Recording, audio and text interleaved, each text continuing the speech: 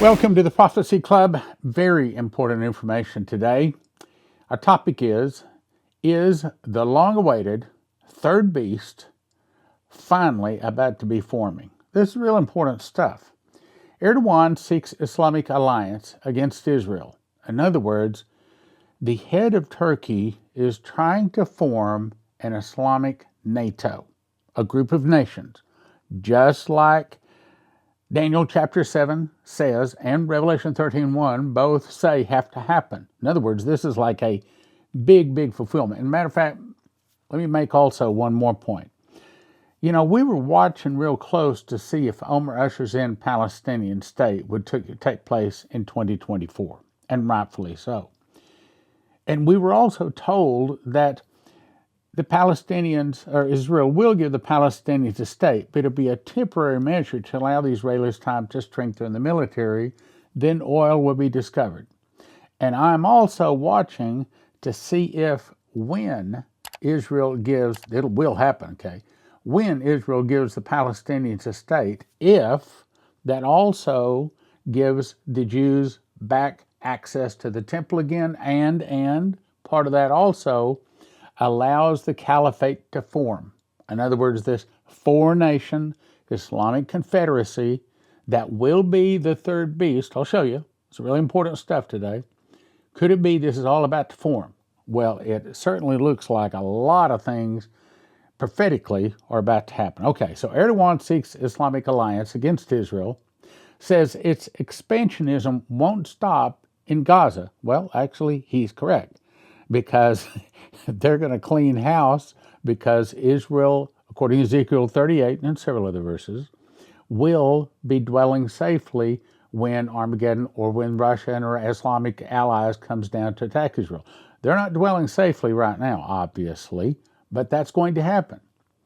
Okay, so let's read it. Turkish President Recep Tayyip Erdogan said on Saturday Islamic countries should form an alliance. Wow. The growing threat of expansionism from Israel is the problem. The only step that will stop Israeli arrogance, Israeli banditry, and Israeli state terrorism is the alliance of Islamic countries. Okay, Israel didn't start this war. Israel had 2,500 people killed and 250 people taken hostage on October the 7th. Islam, the Muslims, started it, and they openly say their objective is to kill every one of the Saturday worshipers, then kill all of the Sunday worshipers. In other words, they want to kill all of the Jews, then they want to kill all of the Christians. So the Muslims, Islam, is the problem. Let's go on. He says Israel will not stop in Gaza. Well, I think they will this time because they aren't strong enough. But for Israel to be dwelling safely, they're going to have to clean house in all of the Muslim nations all surrounding them. And I think that's part of the hook in the jaw that drags the Russians and their Islamic buddies down to attack Israel for Armageddon. Israel will not stop in Gaza, he says. It will come from Lebanon. Okay, now that's Syria. So let's watch for Syria to become one of those four nations. They will set their eyes on our homeland between Tigris and Euphrates. That's Iraq and Turkey. Okay, so now we have Syria being part of it. Obviously, Turkey will be part of it. Iraq will be part of it. But I'll show you how that all will probably line up. They openly state this with every map they pose in front of us. They are already declaring that they will not be content with occupying Gaza alone. Here's another article. Additional information. Turkey's Erdogan, Islamic countries should form alliance against Israel growing expansionism. Islamic countries should form an alliance against what he called the growing threat of expansionism. Okay, we already heard that.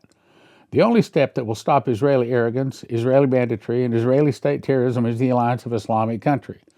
So we have two different places saying that Turkey is trying to form an Islamic NATO. We know that before you have the fourth beast, which is world government, you got to have the third beast. And that's what we're about to talk about today. He said recent steps that Turkey has taken to improve ties with Egypt, that's another one, and Syria, are aimed at forming a line of solidarity against the growing threat of Israeli expansionism. They discussed the gods of war and ways to further repair the long frozen ties during what was the first such presidential visit in 12 years. Okay, it goes on to say, the United Arab Emirates and Saudi Arabia are supposed to be in on it, and I'm going to show you why I think Saudi Arabia will and why I think the United Arab Emirates will not. Let's go on. Okay, so here's why I think the United Arab Emirates will not be part of it. Ezekiel 38. Now that's famous verses. That's talking about Russia comes down to attack Israel, and that's Armageddon. Sheba and Dedan and the merchants of Tarshish with all her young lions thereof shall say, art thou come to take a spoil? In other words, Russia comes down to attack Israel for Armageddon. Art thou come to take a spoil? Hast thou gathered thy company to take a prey, to carry away silver and gold, in other words, to attack Israel, to take away cattle and goods, to take away a great spoil? Okay, now who's Sheba and Dedan? I love this map. This is an ancient map. This shows where the bloodlines, back when, right after they got off the boat, where the bloodlines settled. If you look in the bottom right corner where it says Sheba and Dedan, well, where is Sheba and Dedan? Well, that whole area there is the Arabian or the Saudi Arabia. Now, if you look closer here, this is Sheba and Dedan. This is Qatar and Abu Dhabi, Oman, all over there. I don't think that they'll be part of it, but probably Saudi Arabia will. Now, I want to remind you, Israel is still planning on sacrificing at least one red heifer this year, so they say. And it may very well be that we're about to see the red heifer or sacrifice start. Why is that important? Because in the midst of the tribulation, he shall cause the sacrifice and oblation to cease, talking about the Antichrist. So in the middle of the tribulation, the Antichrist is going to go in and sit on the real Ark of the Covenant. That's the same one that Moses drug around out in the wilderness for 40 years. That's the same one he made when he came down with the Ten Commandments. He's going to go in and sit on that Ark of the Covenant. Wait a minute. They don't know where to... Oh, yes, they do. It has been found. Okay, let's think. April 1982, Ron Wyatt found it. I have been in the cave with it. I have not seen it. He did say that our group of people was within a stone's throw of the Ark of the Covenant. Anyway, let's move on. So the point being, you can't have the Antichrist stopping animal sacrifice if they don't start it first. So I believe they're going to start it, and apparently, at least the Jews keep saying they're going to do it this year. It may be next year, but the point is, they haven't sacrificed animals in Israel for almost 2,000 years. Now here, all of a sudden, they're about to sacrifice animals. That's big. That's huge. And it ties together with the third beast, because you can't have the fourth beast. That's where the Antichrist comes up. That's where he shows his face in the world government. You can't have the fourth beast till you have the third beast. And the point of today's program is to say there's a very good possibility that what Erdogan is working on is forming the caliphate, the third beast. All right, let's go on.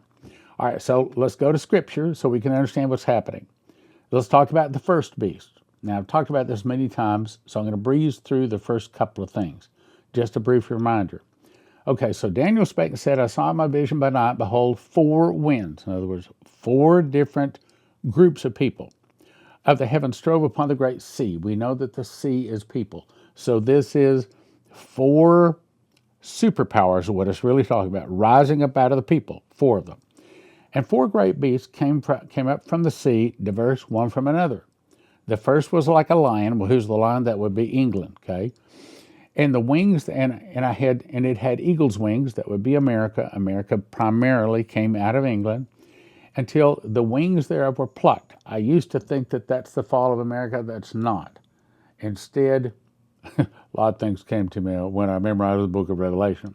But it's God picking up what would be Americans out of England, bringing them over and planting them in the new America. That was the wings that were plucked, and it was lifted up from the earth, and it was made a nation that was not a nation. And made to stand upon the man's feet as a man's heart was given to it. And we are a nation that has a heart.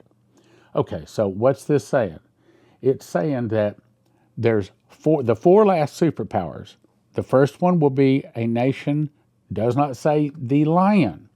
It says the nation that comes out of the lion, brought over the Atlantic and plucked, and a man's heart is given to him, or America. Now the second beast. I behold another beast like unto a bear. Well, who's that? That's the Russian bear. And it raises itself up on one side. If you look at Russia, you find that almost all of Russia's people, all of Russia's wealth and industry and strength all comes from Western Russia. Almost nothing to the east, nothing to the north. It's almost all to the west. That's raised itself up on one side. And it had 3 ribs in the mouth of it between the teeth of it. Now, what are those 3 ribs? Well, we don't know yet. But here's what we are watching for. Because in another place in Daniel, it says that there were 10 nations, and then coming up among them was an 11th, and the 11th overcame 3 of them. Okay, that would leave 8, right? There were 8 nations. So we're watching when there is, first of all, a world government where they take the 7 continents divided to 10 global regions. That's the world government. We don't have that yet. Then there will be an 11th guy that will rise up. He will overcome the 3. So who do you think the 3 are? Well, we don't exactly know, but we know the 11th guy is going to overcome them. So it's probably saying that Russia's going to overcome them. Well, Russia's already overcome Ukraine. Is it going to stop with Ukraine? No, because Dmitry was told that God would raise up China, Japan, and many of the nations. They would go against the Russians. They would defeat the Russians. They would back the Russians to the gates of Paris where they sign a peace treaty, but they make the Russians their leader. Obviously, when they back them to the gates of Paris, you can look at a map and you can figure out pretty easily who the nations are between there and Paris that the Russians overcome. Now, 3 ribs in the mouth of it between the teeth of it, and they said thus unto it, Arise, devour much flesh. Well, Revelation and Daniel are not necessarily trying to predict the past. They're trying to tell us the future. So, what is this devour much flesh? I don't think it's talking about the people that Russia's killed in the past, which is a lot. I think it's talking about the people they are going to kill in the last days, which has already started. February 22nd of 2022, it started. And I think that is World War III. It will keep going until Armageddon, till Jesus returns. Now let's talk about the third beast. This is the whole point of today's program. So Daniel chapter 7, verse 6. I beheld, and lo, another like unto a leopard, which had the back of it 4 wings of a fowl. Now, that means that there's 4 land masses, 4 wings of a fowl, and the beast also had 4 heads. So it means each one of these land masses has a ruler. And if you look at Genesis 27:40, it says, And by thy sword shalt thou live. This is talking about this same group of Muslims, I believe. And shall serve thy brother, and it shall come to pass when thou shalt have the dominion, in other words, when they find oil, that thou shalt break his yoke, meaning break off the Israeli rule off of the Muslims, and that happened when the Muslims found large amounts of oil. Now, what is a caliph? A caliph means the political, religious, military leader of a Muslim nation, the representative of Allah on earth. Muslims believe that there is a Khalifa which will unite all Islamic lands and people and subjugate or defeat, destroy the rest of the world. So this is probably what we're talking about is in the process of being formed. Now let's go to the 4th beast. And after this I beheld, and lo, another, this is the 3rd beast, like a leopard, which had 4 wings as a fowl and 4 heads. So it's a leopard. How do we know it's a leopard? Well, if you'll look up where Muslims live, if you print the map out, and by the way, I've got several maps, and for you to understand and stay with me, you see in the dead center of that map, it's got a black dot with a red ring around it. I put that by Jerusalem, so as I'm about to show you several maps, you'll be able to easily spot and understand what that map is talking about. So always look for the black dot with a red ring around it. That's Jerusalem. This is a map of where Muslims live. This is a map of where leopards live. Do you see the difference? The answer is, there's not much difference. So if you also research, and I have, the way leopards live, the way they multiply, the way they fight, it's almost the same way Muslims do. Muslims have a phrase that says, run to fight another day. Leopards do not like fighting face to face. They wait until your back is turned and then they stab you in the back. So where do Muslims live? Muslims and leopards live in caves. Now, of course, since the oil was found, they come out of the caves and out of the tents, but originally that's pretty much where they live. Okay, so what we're talking about today is a leopard that has 4 lands and 4 leaders. Which one of those 4? Well, the truth is at this point we don't exactly know, but I'm going to give you some good ideas. Again, watch the black dot with the red ring. So one of the maps could be Libya, Egypt. Turkey's got to be one of them. Syria, Iraq, Iran. Now, why do you put Iraq, Iran as one? Because those are brothers and they work together. And also the brothers Syria, so that might count as one. I say might. We don't know exactly. We're watching. Here's another way to look at it. These could be the 4 nations. Probably Saudi Arabia's got to be in there because of their wealth and their oil. This is another map. These are maps I pulled off of past caliphates. So if they call them caliphates in the past, they're probably going to call it caliphate in the future, and it's probably going to be the leopard. Here's another map. See, if you look at the area where the leopard lives, where the caliphate is, it's almost the same. This was the original 4 leopards, or 4 nations. That's what we're looking for. Here's another map. If you see, the maps are almost always the same, and it's all talking about the same ones. All right, now let's talk about the 4th beast, which is world government. Daniel 7:7, and this I saw in the night vision, behold, a 4th beast, or world government. Dreadful and terrible. It was diverse from all the beasts that were before it, and it had 10 horns. Well, that's the same thing as Revelation says. 7 heads over on your right, 7 heads and 10 horns. Upon his horns 10 crowns, upon his heads the name of blasphemy. So again, they divide the 7 continents into 10 global regions. An 11th one comes up among them, overcomes 3 of them. That would make leaving 8 nations. But watch for a 10-nation confederacy. Want to spot the Antichrist early? It'll be the guy that comes over here. The 11th one, he will come up and overcome 3. And that would make a total of 8 nations. I considered the horns, and behold, there came up among them another little horn. That's your Antichrist. Before whom there were 3 of the first horns plucked up by the roots. That's what I just said. And behold, in this horn there were like the eyes of a man. Why is that important? Because a lot of people think, oh, the Antichrist, well, it's not really a man. It's a system. No, it's a man. It's a flesh and blood man. And he doesn't want to defeat Christ. He knows he's going to lose with him. But he wants to be Christ. Remember, he wants to sit in the temple of God, showing himself that he is God. And as Ezekiel says, that Lucifer's objective in his existence is to set at the sides of the north and to get the worship that Father God gets. So the little horn, then 3 of the first horns plucked up by the roots, and his horn were the eyes like the eyes of a man, and a mouth speaking great things, just like Revelation 13 says too. And it has the same leopard, bear, and lion, all confirming it. Now let's move on. So what it's saying is we've got 4 beasts. Top left is the lion. Coming out of the lion is eagle's wings, or America. The next one will be Russia, and sure enough, Russia was the next one to rise. Now today, we may be seeing the 3rd one arise. You can't have the 4th beast till you have the 3rd beast. Gotta happen. Well, we don't have the 3rd beast. We don't have a group of Islamic nations working together that each one has a head. But it appears that they're now starting to work and form that. So we're going to watch.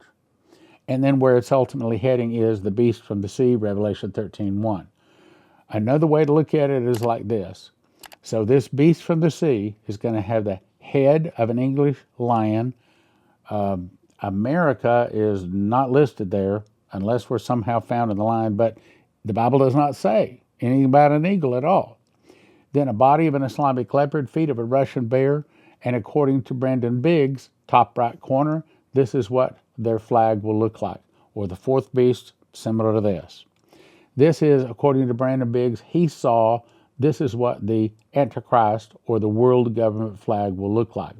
He says that Hamas represents the wheat, the scimitar sword represents ISIS, the world represents Al-Qaeda, and the 5 stars represent the 5 basics of Islam: faith, prayer, fasting, almsgiving, and pilgrimage. He says the whole world was controlled by the Antichrist. The green was honoring Hamas. The white was honoring Al-Qaeda. The black was honoring ISIS. The world called the Antichrist the Mahdi. Everybody is required to wear white and worship him on Fridays. Now think about that. If everybody is required to wear white every Friday and we're not worshiping the Antichrist, we're going to stick out like a sore thumb. Not to mention, we don't have a mark between our thumb and our forefinger. We don't have a mark between our eyeballs. And no man might buy or sell save he had the mark of the name of the beast. And the image should then cause as many as would not worship the image of the beast should be killed. So that's the reason I say a Christian trying to live to the very end is going to be extremely difficult. It's just going to be difficult. In 2021, I started making bread. And long story short is I believe God showed me that wheat is God's famine food, just like it was famine food back in the 7 years of plenty, 7 years of famine, days of Pharaoh and Joseph. And I believe that that's what God has planned to feed his people. And you get it by going to josephskitchen.com. 3 steps. First, you want to get a machine package.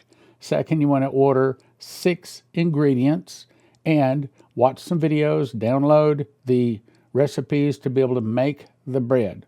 josephskitchen.com. Most of your long-time storage food, emergency food, all of that, typically are talking $9,000, $10,000 to feed one person for a year.